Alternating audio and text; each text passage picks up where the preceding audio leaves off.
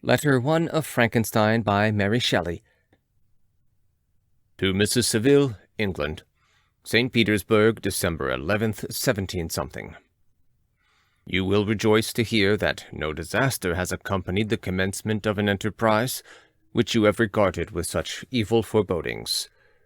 I arrived here yesterday, and my first task is to assure my dear sister of my welfare and increasing confidence in the success of my undertaking. I am already far north of London, and as I walk in the streets of Petersburg, I feel a cold northern breeze play upon my cheeks, which braces my nerves and fills me with delight. Do you understand this feeling? This breeze, which has traveled from the regions toward which I am advancing, gives me a foretaste of those icy climes. Inspirited by this wind of promise, my daydreams become more fervent and vivid. I try in vain to be persuaded that the pole is the seat of frost and desolation. It ever presents itself to my imagination as the region of beauty and delight. There, Margaret, the sun is forever visible, its broad disk just skirting the horizon, and diffusing a perpetual splendor. There, for with your leave, my sister, I will put some trust in preceding navigators. There, snow and frost are banished, and sailing over a calm sea, we may be wafted to a land surpassing in wonders and in beauty every region hitherto discovered on the habitable globe. Its productions and features may be without example, as the phenomena of the heavenly bodies undoubtedly are in those undiscovered solitudes. What may not be expected in a country of eternal light? I may there discover the wondrous power which attracts the needle, and may regulate 1,000 celestial observations that require only this voyage to render their seeming eccentricities consistent forever. I shall satiate my ardent curiosity with the sight of a part of the world never before visited, and may tread a land never before imprinted by the foot of man. These are my enticements, and they are sufficient to conquer all fear of danger and death, and to induce me to commence this laborious voyage with the joy a child feels when he embarks in a little boat with his holiday mates on an expedition of discovery up his native river. But, supposing all these conjectures to be false, you cannot contest the inestimable benefit which I shall confer on all mankind to the last generation, by discovering a passage near the pole to those countries, to reach which at present so many months are requisite, or by ascertaining the secret of the magnet, which, if at all possible, can only be effected by an undertaking such as mine. These reflections have dispelled the agitation with which I began my letter, and I feel my heart glow with an enthusiasm which elevates me to heaven, for nothing contributes so much to tranquilize the mind as a steady purpose, a point on which the soul may fix its intellectual eye. This expedition has been the favorite dream of my early years. I have read with ardor the accounts of the various voyages which have been made in the prospect of arriving at the North Pacific Ocean, through the seas which surround the pole. You may remember that a history of all the voyages made for purposes of discovery composed the whole of our good Uncle Thomas's library. My education was neglected, yet I was passionately fond of reading. These volumes were my study day and night, and my familiarity with them increased that regret which I had felt as a child, on learning that my father's dying injunction had forbidden my uncle to allow me to embark in a seafaring life. These visions faded when I perused for the first time those poets whose effusions entranced my soul and lifted it to heaven. I also became a poet, and for 1 year lived in a paradise of my own creation. I imagined that I also might obtain a niche in the temple where the names of Homer and Shakespeare are consecrated. You are well acquainted with my failure, and how heavily I bore the disappointment. But just at that time I inherited the fortune of my cousin, and my thoughts were turned into the channel of their earlier bent. 6 years have I passed since I resolved on my present undertaking. I can, even now, remember the hour from which I dedicated myself to this great enterprise. I commenced by inuring my body to hardship. I accompanied the whale fishers on several expeditions to the North Sea. I voluntarily endured cold, famine, thirst, and want of sleep. I often worked harder than the common sailors during the day, and devoted my nights to the study of mathematics, the theory of medicine, and those branches of physical science from which a naval adventurer might derive the greatest practical advantage. Twice I actually hired myself as an undermate in a Greenland whaler, and acquitted myself to admiration. I must own, I felt a little proud when my captain offered me the second dignity in the vessel, and entreated me to remain with the greatest earnestness, so valuable did he consider my services. And now, dear Margaret, do I not deserve to accomplish some great purpose? My life might have been passed in ease and luxury, but I preferred glory to every enticement that wealth placed in my path. Oh, that some encouraging voice would answer in the affirmative! My courage and my resolution is firm, but my hopes fluctuate, and my spirits are often depressed. I am about to proceed on a long and difficult voyage, the emergencies of which will demand all my fortitude. I am required not only to raise the spirits of others, but sometimes to sustain my own when theirs are failing. This is the most favorable period for traveling in Russia. They fly quickly over the snow in their sledges. The motion is pleasant and, in my opinion, far more agreeable than that of an English stagecoach.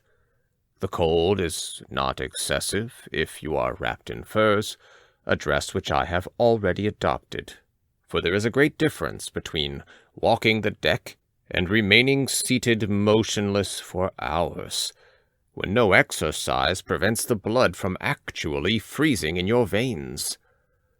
I have no ambition to lose my life on the post road between St. Petersburg and Archangel. I shall depart for the latter town in a fortnight or 3 weeks, and my intention is to hire a ship there, which can easily be done by paying the insurance for the owner, and to engage as many sailors as I think necessary among those who are accustomed to the whale fishing. I do not intend to sail until the month of June, and when shall I return? Ah, dear sister, how can I answer this question? If I succeed, many, many months, perhaps years, will pass before you and I may meet. If I fail, you will see me again soon, or never. Farewell, my dear, excellent Margaret. Heaven shower down blessings on you, and save me, that I may again and again testify my gratitude for all your love and kindness. Your affectionate brother, R. Walton. To Mrs. Saville, England. Archangel, 28th March, 17th something. How slowly the time passes here, encompassed as I am by frost and snow. Yet a second step is taken toward my enterprise. I have hired a vessel and am occupied in collecting my sailors. Those whom I have already engaged appear to be men on whom I can depend, and are certainly possessed of dauntless courage. But I have one want which I have never yet been able to satisfy, and the absence of the object of which I now feel as a most severe evil. I have no friend, Margaret.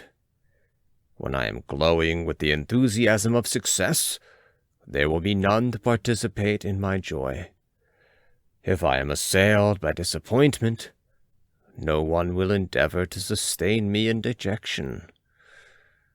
I shall commit my thoughts to paper, it is true, but that is a poor medium for the communication of feeling. I desire the company of a man who could sympathize with me, whose eyes would reply to mine. You may deem me romantic, my dear sister, but I bitterly feel the want of a friend. I have no one near me, gentle yet courageous, possessed of a cultivated as well as of a capacious mind, whose tastes are like my own, to approve or amend my plans. How would such a friend repair the faults of your poor brother? I am too ardent in execution, and too impatient of difficulties, but it is a still greater evil to me that I am self-educated. For the first 14 years of my life I ran wild on a common, and read nothing but our Uncle Thomas's books of voyages. At that age I became acquainted with the celebrated poets of our own country, but it was only when it had ceased to be in my power to derive its most important benefits from such a conviction that I perceived the necessity of becoming acquainted with more languages than that of my native country. Now I am 28, and am in reality more illiterate than many schoolboys of 15. It is true that I have thought more, and that my daydreams are more extended and magnificent, but they want, as the painters call it, keeping, and I greatly need a friend who would have sense enough not to despise me as romantic, and affectionate enough for me to endeavour to regulate my mind. Well, these are useless complaints. I shall certainly find no friend on the wide ocean, nor even here in Archangel among merchants and seamen. Yet some feelings unallied to the dross of human nature beat even in these rugged bosoms. My lieutenant, for instance, is a man of wonderful courage and enterprise. He is madly desirous of glory, or rather, to word my phrase more characteristically, of advancement in his profession.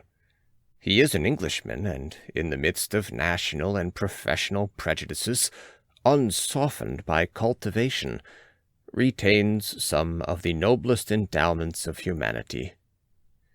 I first became acquainted with him on board a whale vessel. Finding that he was unemployed in this city, I easily engaged him to assist in my enterprise. The master is a person of an excellent disposition, and is remarkable in the ship for his gentleness and the mildness of his discipline. The circumstance, added to his well-known integrity and dauntless courage, made me very desirous to engage him. A youth passed in solitude, my best years spent under your gentle and feminine fosterage, has so refined the groundwork of my character that I cannot overcome an intense distaste to the usual brutality exercised on board ship. I have never believed it to be necessary, and when I heard of a mariner equally noted for his kindliness of heart, and the respect and obedience paid to him by his crew, I felt myself peculiarly fortunate in being able to secure his services. I heard of him first in rather a romantic manner, from a lady who owes to him the happiness of her life. This, briefly, is his story. Some years ago he loved a young Russian lady of moderate fortune, and having amassed a considerable sum in prize money, the father of the girl consented to the match. He saw his mistress once before the destined ceremony, but she was bathed in tears, and throwing herself at his feet entreated him to spare her, confessing at the same time that she loved another, but that he was poor, and that her father would never consent to the union. My generous friend reassured the suppliant, and on being informed of the name of her lover, instantly abandoned his pursuit. He had already bought a farm with his money on which he had designed to pass the remainder of his life, but he bestowed the whole on his rival, together with the remains of his prize money to purchase stock, and then himself solicited the young woman's father to consent to her marriage with her lover. But the old man decidedly refused, thinking himself bound in honor to my friend, who, when he found the father inexorable, quitted his country, nor returned until he heard that his former mistress was married according to her inclinations. What a noble fellow, you will exclaim. He is so. But then he is wholly uneducated. He is as silent as a Turk, and a kind of ignorant carelessness attends him, which, while it renders his conduct the more astonishing, detracts from the interest and sympathy which otherwise he would command.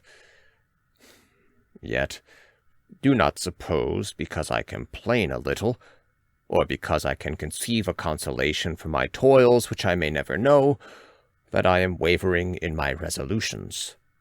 Those are as fixed as fate, and my voyage is only now delayed until the weather shall permit my embarkation. The winter has been dreadfully severe, but the spring promises well, and it is considered as a remarkable early season, so that perhaps I may sail sooner than I expected. I shall do nothing rashly. You know me sufficiently to confide in my prudence and considerateness whenever the safety of others is committed to my care. I cannot describe to you my sensations on the near prospect of my undertaking.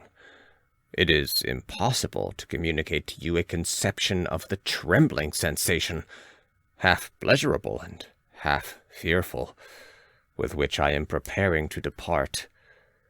I am going to unexplored regions, to the land of mist and snow, but I shall kill no albatross. Therefore, do not be alarmed for my safety, or if I should come back to you as worn and woeful as the ancient mariner.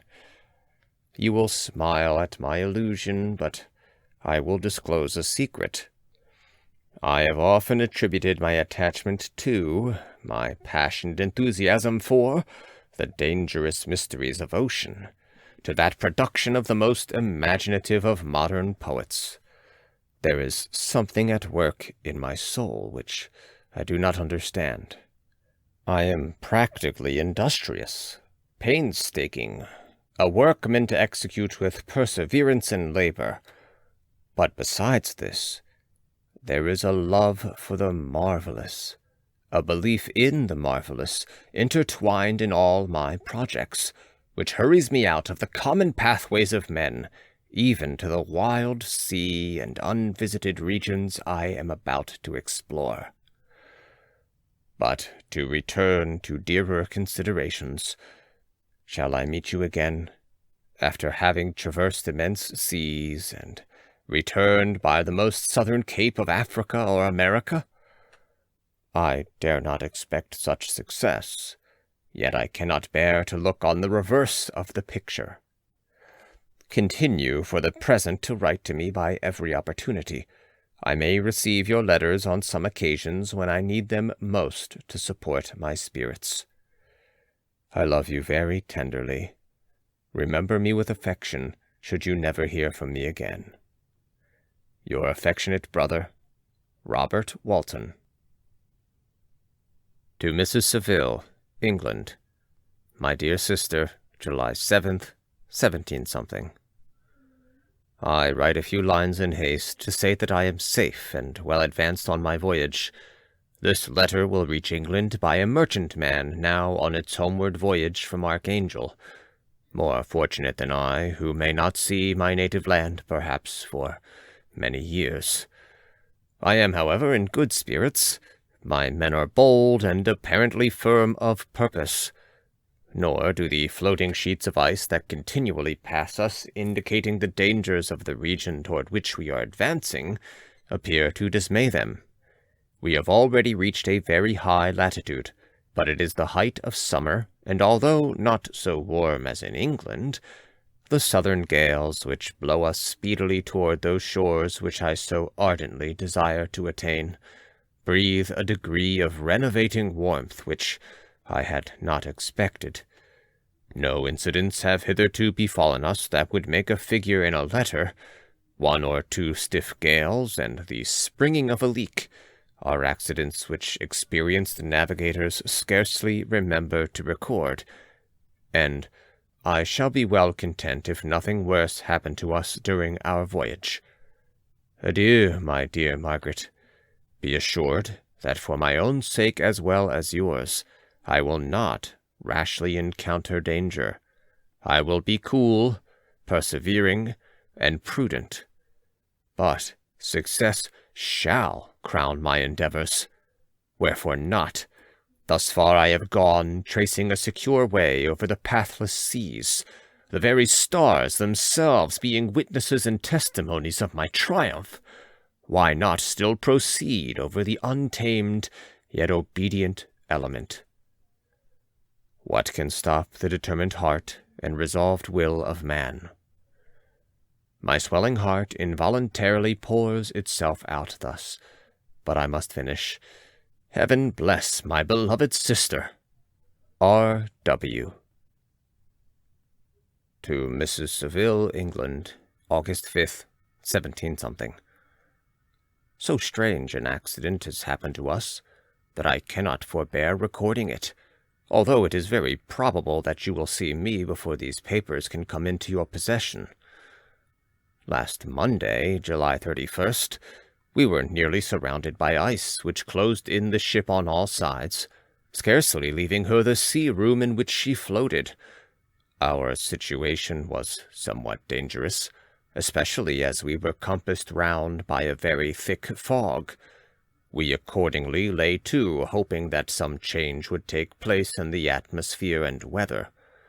About 2 o'clock the mist cleared away, and we beheld, stretched out in every direction, vast and irregular plains of ice, which seemed to have no end.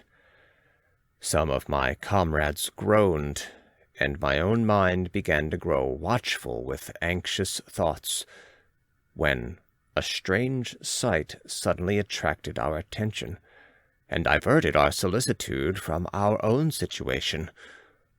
We perceived a low carriage, fixed on a sledge and drawn by dogs, pass on toward the north, at the distance of 1/2 mile. A being of which had the shape of a man, but apparently of gigantic stature, sat in the sledge and guided the dogs. We watched the rapid progress of the traveler with our telescopes, until he was lost among the distant inequalities of the ice. This appearance excited our unqualified wonder. We were, as we believed, many hundred miles from any land, but this apparition seemed to denote that it was not, in reality, so distant as we had supposed. Shut in, however, by ice, it was impossible to follow his track, which we had observed with the greatest attention. About 2 hours after this occurrence, we heard the ground sea, and, before night, the ice broke and freed our ship. We, however, lay to until the morning, fearing to encounter in the dark those large loose masses which float about after the breaking up of the ice. I profited of this time to rest for a few hours. In the morning, however, as soon as it was light, I went upon deck and found all the sailors busy on one side of the vessel, apparently talking to someone in the sea. It was, in fact, a sledge, like that we had seen before, which had drifted toward us in the night on a large fragment of ice. Only one dog remained alive, but there was a human being within it, whom the sailors were persuading to enter the vessel. He was not, as the other traveler seemed to be, a savage inhabitant of some undiscovered island, but an European. When I appeared on deck, the master said, "Here is our captain, and he will not allow you to perish on the open sea." On perceiving me, the stranger addressed me in English, although with a foreign accent. "Before I come on board your vessel," said he, "will you have the kindness to inform me whither you are bound?" You may conceive my astonishment on hearing such a question addressed to me from a man on the brink of destruction, and to whom I should have supposed that my vessel would have been a resource which he would not have exchanged for the most precious wealth the earth can afford. I replied, however, that we were on a voyage of discovery toward the North Pole. Upon hearing this, he appeared satisfied and consented to come on board. Good God! Margaret, if you had seen the man who thus capitulated for his safety, your surprise would have been boundless. His limbs were nearly frozen, and his body dreadfully emaciated by fatigue and suffering. I never saw a man in so wretched a condition. We attempted to carry him into the cabin, but as soon as he had quitted the fresh air, he fainted. We accordingly brought him back to the deck and restored him to animation by rubbing him with brandy and forcing him to swallow a small quantity. As soon as he showed signs of life, we wrapped him up in blankets and placed him near the chimney of the kitchen stove. By slow degrees he recovered, and ate a little soup, which restored him wonderfully. 2 days passed in this manner before he was able to speak, and I often feared that his sufferings had deprived him of understanding. When he had in some measure recovered, I removed him to my own cabin and attended on him as much as my duty would permit. I never saw a more interesting creature. His eyes have generally an expression of wildness, and even madness. But there are moments when, if anyone performs an act of kindness toward him, or does him any the most trifling service, his whole countenance is lighted up, as it were, with a beam of benevolence and sweetness that I never saw equalled. But he is generally melancholy and despairing, and sometimes he gnashes his teeth as if impatient of the weight of woes that oppresses him. When my guest was a little recovered, I had great trouble to keep off the men, who wished to ask him 1,000 questions, but I would not allow him to be tormented by their idle curiosity, in a state of body and mind whose restoration evidently depended upon entire repose.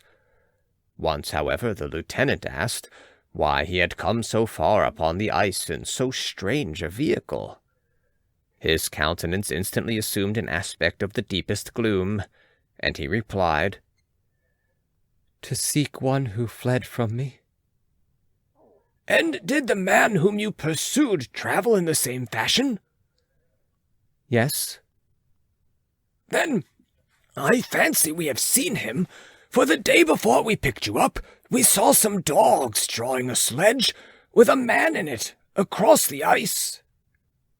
This aroused the stranger's attention, and he asked a multitude of questions concerning the route which the daemon, as he called him, had pursued. Soon after, when he was alone with me, he said, "I have doubtless excited your curiosity, as well as that of these good people, but you are too considerate to make inquiries." "Certainly. It would indeed be very impertinent and inhuman in me to trouble you with any inquisitiveness of mine." "And yet you rescued me from a strange and perilous situation. You have benevolently restored me to life." Soon after this, he inquired if I thought that the breaking up of the ice had destroyed the other sledge. I replied that I could not answer with any degree of certainty, for the ice had not broken until near midnight, and the traveler might have arrived at a place of safety before that time, but of this I could not judge. From this time a new spirit of life animated the decaying frame of the stranger. He manifested the greatest eagerness to be upon deck, to watch for the sledge which had before appeared, but I have persuaded him to remain in the cabin, for he is far too weak to sustain the rawness of the atmosphere. I have promised that someone should watch for him, and give him instant notice if any new object should appear in sight. Such is my journal of what relates to this strange occurrence up to the present day. The stranger has gradually improved in health, but is very silent and appears uneasy when anyone except myself enters his cabin. Yet his manners are so conciliating and gentle that the sailors are all interested in him, although they have had very little communication with him. For my own part, I begin to love him as a brother, and his constant and deep grief fills me with sympathy and compassion. He must have been a noble creature in his better days, being even now in wreck, so attractive and amiable. I said in one of my letters, my dear Margaret, that I should find no friend on the wide ocean. Yet I have found a man who, before his spirit had been broken by misery, I should have been happy to have possessed as the brother of my heart. I shall continue my journal concerning the stranger at intervals, should I have any fresh incidents to record. August 13th. My affection for my guest increases every day. He excites at once my admiration and my pity to an astonishing degree. How can I see so noble a creature destroyed by misery, without feeling the most poignant grief? He is so gentle, yet so wise. His mind is so cultivated, and when he speaks, although his words are culled with the choicest art, yet they flow with rapidity and unparalleled eloquence. He is now much recovered from his illness, and is continually on the deck, apparently watching for the sledge that preceded his own. Yet, although unhappy, he is not so utterly occupied by his own misery, but that he interests himself deeply in the projects of others. He has frequently conversed with me on mine, which I have communicated to him without disguise. He entered attentively into all my arguments in favor of my eventual success, and into every minute detail of the measures I had taken to secure it. I was easily led by the sympathy which he evinced to use the language of my heart, to give utterance to the burning ardor of my soul, and to say, with all the fervor that warmed me, how gladly I would sacrifice my fortune, my existence, my every hope, to the furtherance of my enterprise. One man's life or death were but a small price to pay for the acquirement of the knowledge which I sought, for the dominion I should acquire and transmit over the elemental foes of our race. As I spoke, a dark gloom spread over my listener's countenance. At first I perceived that he tried to suppress his emotion. He placed his hands before his eyes, and my voice quivered and failed me as I beheld tears trickle fast from between his fingers. A groan burst from his heaving breast. I paused. At length he spoke in broken accents. "Unhappy man, do you share my madness? Have you drank also of the intoxicating draught? Hear me. Let me reveal my tale, and you will dash the cup from your lips." Such words, you may imagine, strongly excited my curiosity, but the paroxysm of grief that had seized the stranger overcame his weakened powers, and many hours of repose and tranquil conversation were necessary to restore his composure. Having conquered the violence of his feelings, he appeared to despise himself for being the slave of passion, and, quelling the dark tyranny of despair, he led me again to converse concerning myself personally. He asked me the history of my earlier years. The tale was quickly told, but it awakened various trains of reflection. I spoke of my desire of finding a friend, of my thirst for a more intimate sympathy with a fellow mind than had ever fallen to my lot, and expressed my conviction that a man could boast of little happiness who did not enjoy this blessing. "I agree with you," replied the stranger. "We are unfashioned creatures, but half made up. If one wiser, better, dearer than ourselves, such a friend ought to be, do not lend his aid to perfectionate our weak and faulty natures. I once had a friend, the most noble of human creatures, and am entitled, therefore, to judge respecting friendship. You have hope, and the world before you, and have no cause for despair. But I have lost everything, and cannot begin life anew." As he said this, his countenance became expressive of a calm, settled grief that touched me to the heart. But he was silent, and presently retired to his cabin. Even broken in spirit as he is, no one can feel more deeply than he does the beauties of nature. The starry sky, the sea, and every sight afforded by these wonderful regions seems still to have the power of elevating his soul from earth. Such a man has a double existence. He may suffer misery and be overwhelmed by disappointments, yet when he has retired into himself, he will be like a celestial spirit that has a halo around him, within whose circle no grief or folly ventures. Will you smile at the enthusiasm I express concerning this divine wanderer? You would not if you saw him. You have been tutored and refined by books and retirement from the world, and you are therefore somewhat fastidious. But this only renders you the more fit to appreciate the extraordinary merits of this wonderful man.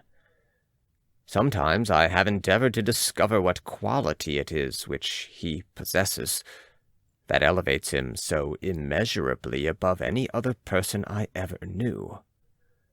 I believe it to be an intuitive discernment, a quick but never failing power of judgment, a penetration into the cause of things unequaled for clearness and precision. Add to this a facility of expression, and a voice whose varied intonations are soul-subduing music.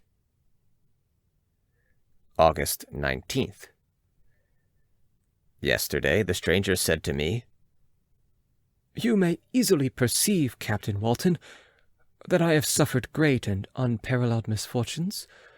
I had determined at one time that the memory of these evils should die with me. But you have won me to alter my determination.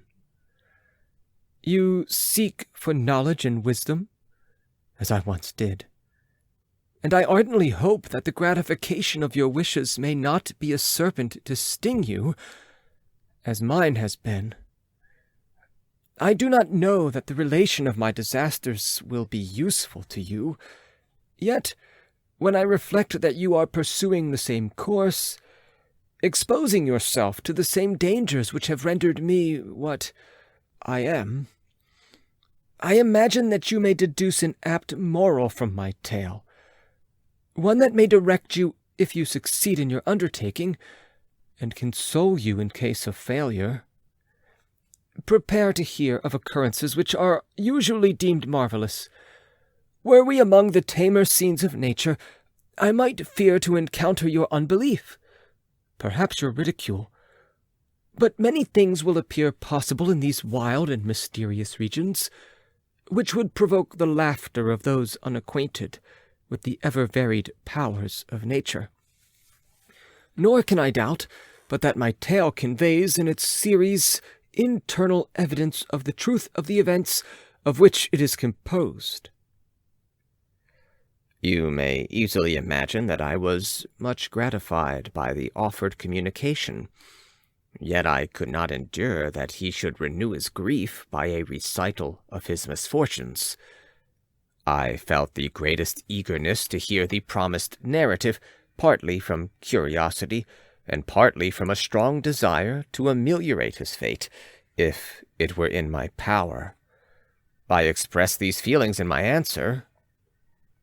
"I thank you," he replied, "for your sympathy, but it is useless. My fate is nearly fulfilled. I wait but for one event, and then I shall repose in peace. I understand your feeling," continued he, perceiving that I wished to interrupt him. "but you are mistaken, my friend, if thus you will allow me to name you. Nothing can alter my destiny. Listen to my history, and you will perceive how irrevocably it is determined." He then told me that he would commence his narrative the next day when I should be at leisure. This promise drew from me the warmest thanks. I have resolved every night, when I am not imperatively occupied by my duties, to record as nearly as possible in his own words what he has related during the day. If I should be engaged, I will at least make notes. This manuscript will doubtless afford you the greatest pleasure, but to me, who knew him, and who hear it from his own lips, with what interest and sympathy shall I read it in some future day? Even now, as I commence my task, his full-toned voice swells in my ears, his lustrous eyes dwell on me with all their melancholy sweetness. I see his thin hand raised in animation, while the lineaments of his face are irradiated by the soul within. Strange and harrowing must be his story.